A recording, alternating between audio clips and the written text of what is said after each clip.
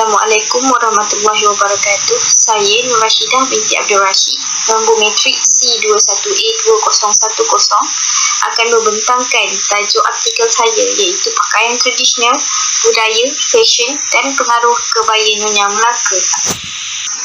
Pengenalan. Menurut Wikipedia, baju kebaya boleh didefinisikan sebagai pakaian tradisional khas bagi orang Malaysia, Indonesia, Singapura dan Brunei. Baju kebaya diperbuat daripada kain kasar yang dipasangkan dengan sarung, batik atau pakaian tradisional lain seperti songket dengan memperlihatkan motif pelbagai corak dan unsur warna.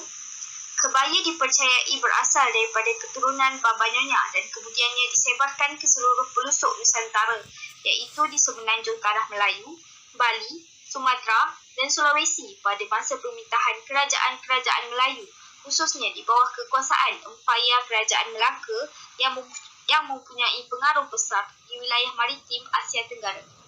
Malah, baju kebaya ini juga dikatakan sebagai hasil dari asimilasi budaya masyarakat Melayu yang menggunakan kemban di bahagian dalam serta budaya masyarakat Arab yang menggunakan jubah abaya. Oleh itu, setelah berlakunya asimilasi budaya dalam masyarakat selama ratusan tahun, akhirnya pakaian ini diterima dengan baik oleh semua masyarakat. Malah, menurut Dennis Lombard dalam bukunya Nusa Jawa, Silang Budaya, tahun 1996 menyatakan bahawa kebaya berasal dari bahasa Arab iaitu kaba yang bererti pakaian dan diperkenalkan dalam bahasa Portugis ketika mereka mendarat di Asia Tenggara. Kebaya didefinisikan sebagai jenis pakaian atasan iaitu blouse yang pertama diperagakan oleh wanita Melayu pada kurun abad ke-15 atau 16 Masihi. Sehingga kini, hujah Lombard masih diterima kerana sehingga sekarang masyarakat masih lagi mengenal abaya yang bererti jubah panjang khas Arab. Sementara itu, terdapat juga sebahagian masyarakat lain yang mempercayai bahawa kebaya mempunyai kaitan dengan pakaian tunik perempuan pada masa kekuasaan Ming di Tiongkok dan pengaruh ini disebarkan setelah berlakunya imigrasi secara besar-besaran mengimbangi semenanjung Asia Selatan dan Tenggara pada abad ke-13 hingga 16 Masihi. Akhir sekali, baju kebaya merupakan pakaian tradisi yang patut dikekalkan kewujudannya sehingga kini kerana mempunyai ciri-ciri unik tersendiri yang disebarkan oleh masyarakat dahulu ke seluruh pelosok alam. Malah sehingga kini, baju kebaya masih diperagakan oleh setiap lapisan masyarakat ketika musim perayaan seperti Hari Raya Aidilfitri tetapi kurang mendapat sambutan di tahap yang memberangsangkan. Oleh itu, setiap golongan, khususnya golongan wanita tidak kira Melayu, Cina dan India seharusnya sentiasa membudayakan amalan memperagakan pakaian tradisi ini ke mana-mana sahaja supaya tradisi ini tidak hilang dan sentiasa tersemat di dalam jiwa setiap masyarakat yang ada di Malaysia. Seterusnya, sejarah dan perkembangan kebaya Nyonya. Baju kebaya Nyonya merupakan pakaian tradisional yang amat terkenal dalam kalangan Baba Nyonya suatu ketika dahulu. Mereka merupakan satu suku kaum yang wujud dalam kalangan masyarakat Cina di Tanah Melayu, khususnya di negeri-negeri selat iaitu Melaka, Pulau Pinang dan Singapura. Malah, pada zaman kegemilangan Melaka, zaman kegemilangan peranakan Cina juga telah berlaku. Hal ini dikatakan demikian kerana terdapat sekumpulan pedagang Cina yang telah menggabungkan pengaruh kaum Cina dan Melayu ke dalam budaya dan gaya hidup mereka. Hal ini menyebabkan lahirlah penggunaan baju kebaya dalam masyarakat. Tetapi, walaupun kebaya Nyonya ini hanya dipakai oleh golongan masyarakat peranakan Cina pada zaman dahulu, tetapi baju kebaya ini telah dipakai oleh masyarakat Melayu sendiri pada masa kini. Pada dasarnya, baju kebaya ini telah dicipta oleh masyarakat peranakan Cina dari Melaka ketika mereka berhijrah. Kebanyakannya, baju kebaya Nyonya ini telah dipadankan dengan pemakaian kain sarung batik atau kain songket. Mengikut sejarah terdahulu, para wanita peranakan Cina telah memperagakan pakaian kebaya Nyonya sebagai pakaian harian mereka sekitar tahun 1930-an. Mereka memperagakan baju kebaya Nyonya ini dengan sarung dan kasut cantik bermanik-manik yang disebut sebagai kasut manik. Oleh itu, kebaya Nyonya ini telah dijadikan sebagai pakaian utama atau penampilan utama bagi semua golongan wanita peranakan Cina. Oleh itu, Fashion pemakaian baju kebaya nyonya ini telah membuktikan rasa minat kepada golongan wanita Melayu. Malah, pemakaian baju kebaya nyonya ini juga masih dapat diterima sehingga kini. Bukan sahaja sekadar menjadi warisan generasi hari ini, bahkan masih menjadi ikutan kepada penggemar fashion tanah air. Mengikut fakta sejarah, baju kebaya nyonya ini telah dikatakan berasal dari kaum Cina yang berhijrah ke Nusantara ratusan tahun yang lampau, seterusnya tersebar ke Melaka, Jawa, Bali, Sumatera dan Sulawesi. Sebelum tahun 1600 di Pulau Jawa, kebaya merupakan pakaian yang hanya diperagakan oleh golongan keluarga kerajaan di Pulau Jawa sahaja.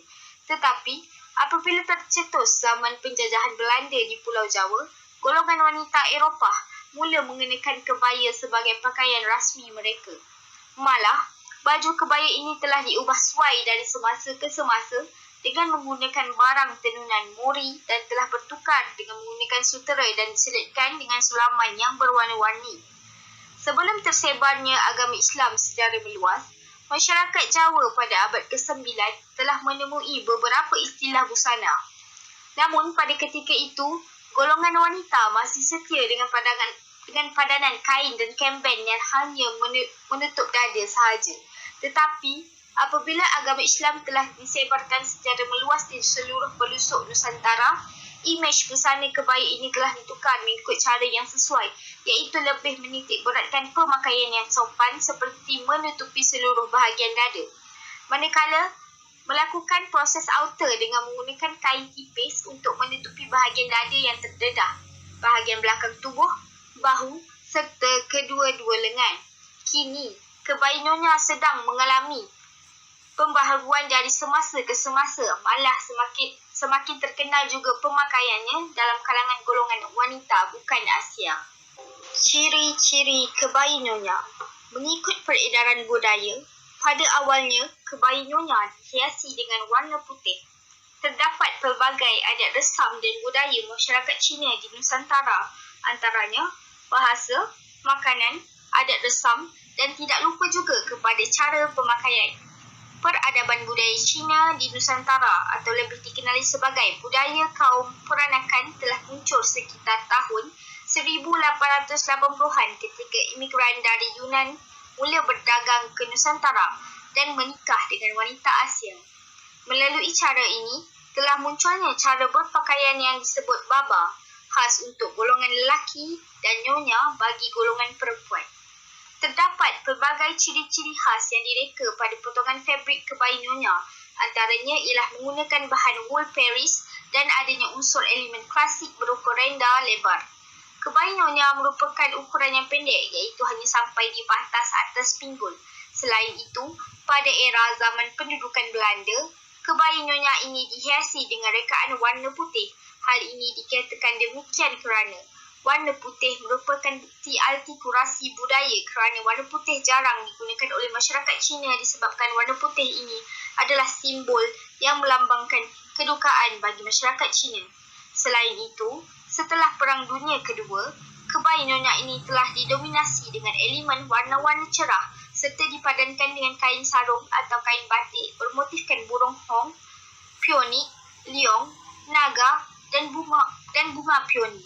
Tambahan pula, kebaya nyonya juga kebiasaannya dipadankan dengan selop tertutup atau selop terbuka yang berasaskan dari bahan kulit. Malah, kebaya nyonya ini juga digunakan untuk acara di malam hari iaitu acara berhias bodir yang dihadiri oleh halayak ramai dalam satu upacara yang meriah. Tetapi, terdapat juga beberapa kesalahan yang terjadi iaitu penggunaan istilah kebaya encim yang telah digunakan oleh masyarakat, padahal perkataan encim hanya merujuk kepada sebutan untuk tanti atau bahasa mudahnya golongan makcik. Namun, istilah yang tepat adalah kebaya nyonya. Kebaya kutu baru juga sering disamakan dengan kebaya nyonya, tetapi kebaya nyonya tidak menggunakan kutu baru. Busana peranakan seperti kebaya nyonya ini tidak sering didominasi dengan elemen unsur warna merah, namun lebih banyak menggunakan warna terang seperti fuchsia, hijau, lemon, turquoise dan biru benhur. Malah, kebaya nyonya pada masa kini juga tercatat dalam budaya Malaysia. Tetapi, kebaya nyonya di Malaysia direka dengan bahagian bawah baju itu sengaja dibuat terbuka serta memiliki jahitan dari bahu ke bawah, sedangkan kebaya nyonya di Indonesia direka dengan lurus dan tertutup. Slide yang seterusnya membicarakan tentang teknik penghasilan kebaya nyonya. Fabrik yang biasa digunakan dalam penghasilan kebaya ialah kasa rubiah. Material kain tenunan kosong ini adalah jarang, ringan dan diperbuat daripada benang pintal kapas yang halus. Malah, benang yang biasa digunakan untuk menjahit fabrik ini biasanya menggunakan benang sulaman mesin dari kapas jenama DMC. Tambahan pula, pada zaman dahulu, fabrik dan benang yang digunakan adalah dari jenis yang paling bermutu tinggi dan diimport dari Eropah kerana kesesuaiannya sewaktu kerja-kerja menyulam ke atas fabrik dijalankan. Di samping itu, teknik pembuatan kebaya nyonya pada permulaannya adalah mengambil ukuran badan si pemakai serta dilukis pada kertas kuning yang berangkumi kepada 5 bahagian penting yang dipotong 2 untuk lengan, 2 untuk panel depan dan 1 untuk panel belakang. Seterusnya, corak sulaman pula akan dilukiskan di atas kertas tekau. Corak sulaman ini kebiasaannya bermotifkan unsur flora dan fauna, objek maupun orang. Seterusnya, kertas tekap yang telah siap dilukis corak sulaman itu akan diletakkan ke atas kain, iaitu bagi kain yang agak lebar yang ditinggalkan pada bahagian yang akan disulam. Sebelum melukis corak tersebut, kertas karbon perlulah diletakkan agar corak sulaman tersebut melekat pada kain. Seterusnya, setelah siap di peringkat proses menyulam, kain sulaman hendaklah ditegangkan menggunakan pemidang atau ram serta laraskan skru untuk mengetatkan ram supaya kerja-kerja menjahit sulaman dapat dilakukan dengan teliti. Malah, potongan kain sulaman terlebih dahulu disambungkan dan dihiasikan dengan jahitan yang dinamakan ketuk lubang. Jahitan unik ini menebuk kain pada jarak yang sama. Jahitan ketuk lubang yang paling bermutu tinggi ini dilakukan dengan begitu sempurna. Hanya pemeriksaan yang rapi akan memperlihatkan kehalusan lubang-lubang yang halus. Sulaman pada kebaya kebiasaannya menggabungkan corak bunga, lakaran ataupun geometri. Terdapat pelbagai teknik jahitan yang digunakan dalam penghasilan kebaya nyonya ini, antaranya ialah dengan menggunakan jahitan satih, jahitan zigzag, jahitan lubang butang serta jahitan tebuk lubang.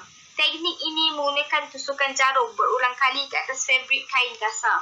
Ada kalanya jahitan lurus biasa membingkai motif utama untuk menjelaskan garis bentuk sulaman. Tambahan pula, untuk memberikan ilustrasi tradisi benang sama warna dengan tahap kecerahan dan kegelapan yang berlainan digunakan. Jahitan zigzag dan jahitan lubang butang digunakan untuk corak seperti sarang laba-laba pada material kain kasar yang menyediakan rangka bagi corak kerawang yang rumit. Fabrik di celah sulaman kerawang ini dikenali sebagai sulaman Richelieu yang dipotong bagi mewujudkan lubang-lubang yang menambah sentuhan kecantikan dan keanggunan kebaya.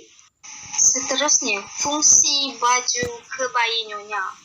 Baju kebaya nyonya kebanyakannya dipakai semasa majlis-majlis tertentu seperti di resepsi perkahwinan ataupun pertunangan. Pemakaian kebaya ini menampakkan kelainan dalam majlis tersebut di samping menarik perhatian mata-mata yang memandang. Hal ini dikatakan demikian kerana corak sulaman yang terdapat pada kebaya tersebut sangat cantik dan mempunyai nilai seni yang tersendiri.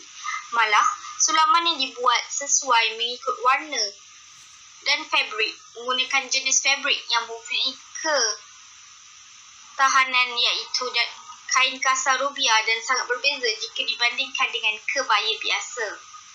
Terdapat beberapa baju kebaya awal yang dicipta sebelum tercetusnya idea rekaan kebaya nyonya ini, iaitu kebaya panjang atau lebih dikenali sebagai kebaya labuh. Baju kebaya labuh ini diperbuat daripada kain kapas dan dicetak sekitar awal kurun ke-20-an yang diimport daripada barat. Diperbuat daripada kain kasar, seterusnya mempunyai corak yang warna-warni. Pada ketika dahulu, kain kasar ini mempunyai material yang sangat jarang. si pemakai perlulah memakai baju kecil di bahagian dalam.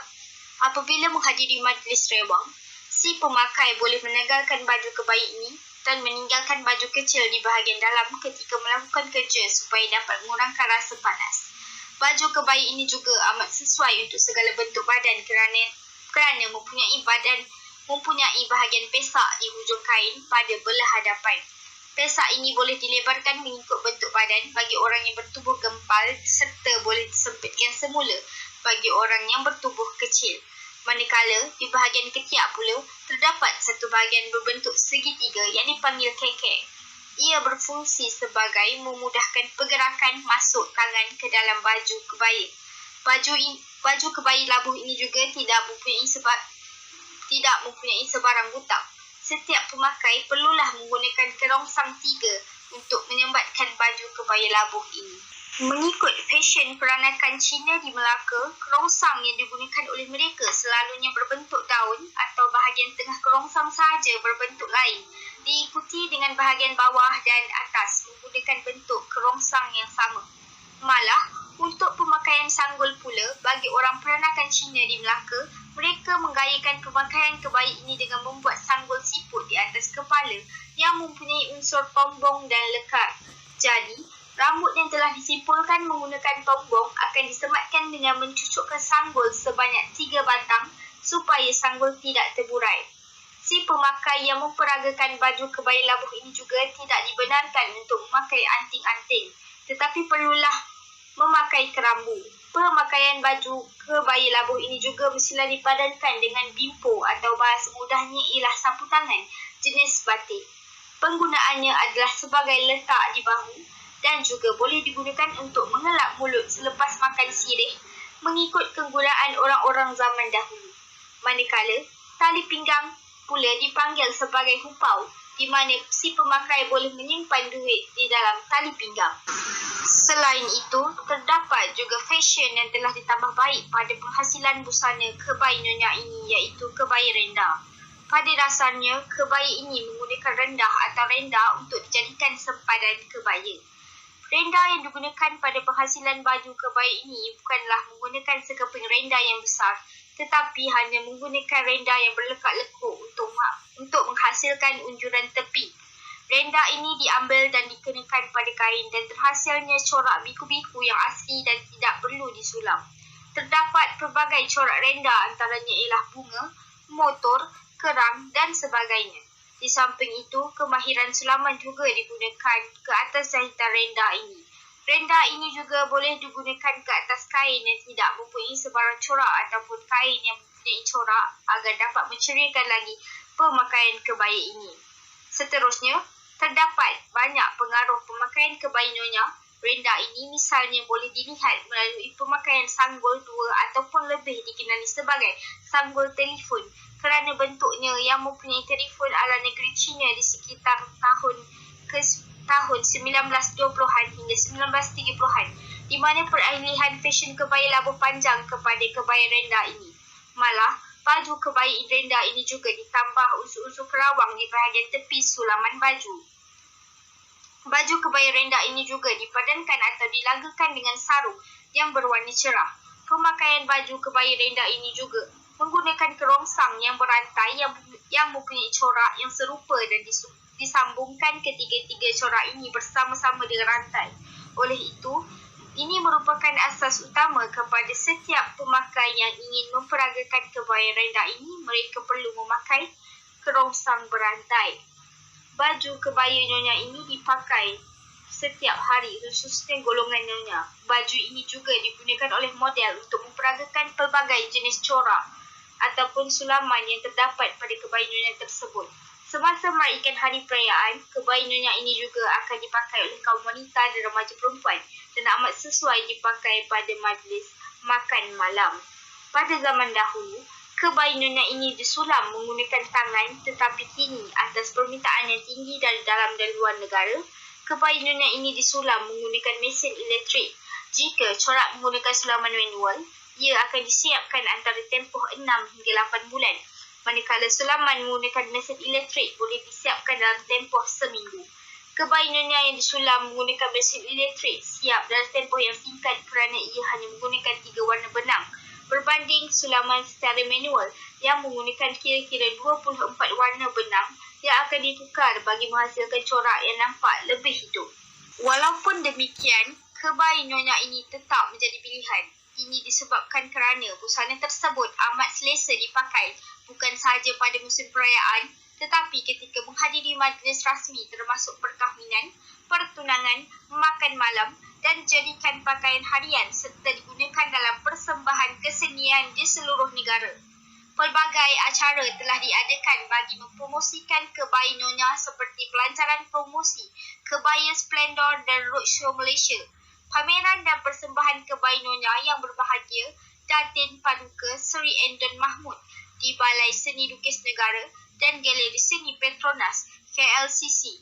Allahyarhamah Datin Paduka Seri Endon Mahmud telah mencuba membawa kebaya nyonya ini ke pesada dunia, dimulai dengan aktiviti untuk menampilkan kebaya nyonya di kalangan penduduk Malaysia.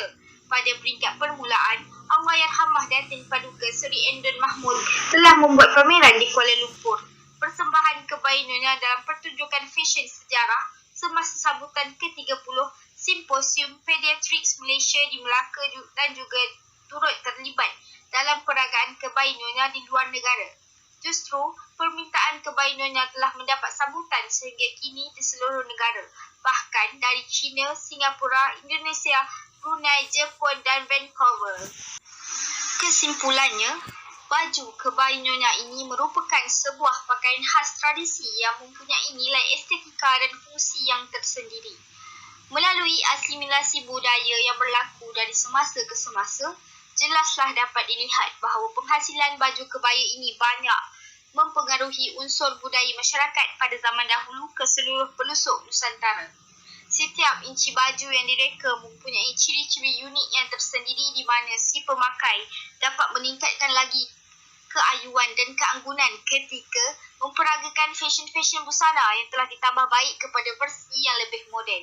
Kini, tidak hairanlah jika busana kebaya nyonya ini semakin mendapat tempat di hati para wanita Asia kerana fashionnya pada masa kini lebih memperlihatkan ciri-ciri yang lebih moden tetapi masih mengekalkan gaya klasik yang boleh diterima umum. Sekian, itu sahaja pembentangan daripada saya. Terima kasih.